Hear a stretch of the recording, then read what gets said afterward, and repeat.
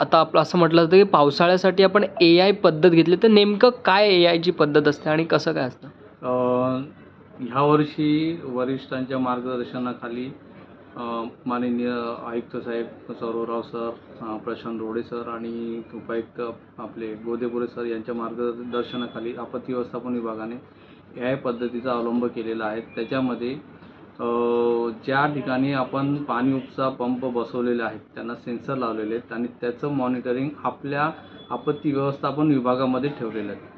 जेणेकरून कुठल्या एरियातले पंप चालू स्थितीमध्ये आहेत का नाही आहेत आपल्याला इथे बसून बघता येईल आणि तातडीने आपल्याला पुढची कारवाई करता येईल. तसेच CCTVचे ॲक्सेस ज्या ठिकाणी वॉटर लॉगिंग आहे त्या ठिकाणी CCTV बसवण्यात आलेले आहेत. त्याचा ॲक्सेस आपल्याकडे आहे.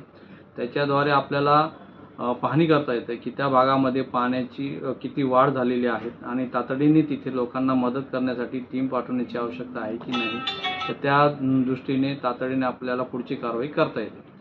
सर, AI पद्धतीचा आपण वापर करून मोटर असेल त्यांना मोनोलॉगिंग करता येईल. पण सर असं की आपल्याकडे 9 प्रभाग समिती आहेत. त्याच्या अगोदर ह्याचा वापर कुठे झाला आहे का ह्या अगोदर? नाही, ह्या ठाण्यामध्ये आत्ता या पहिल्यांदा आपल्याला याचा वापर आपण करतोय. ओके. आणि सर म्हणजे ॲक्चुअल त्या मोटोलॉगिंगमध्ये तिथलं पाणी कशा प्रकारे व्यवस्थापित करता येईल? म्हणजे कुठे ॲक्चुअल जाईल की त्याचं काय असेल? प्रत्येक ठिकाणी लो लाईन एरिया आहे. त्या लो लाईन एरियापासून मोठ्या नाल्यामध्ये त्याचं पाईपलाईन करून पाणी डिस्चार्ज केलं जातं. Okay. Thank you sir. Yes.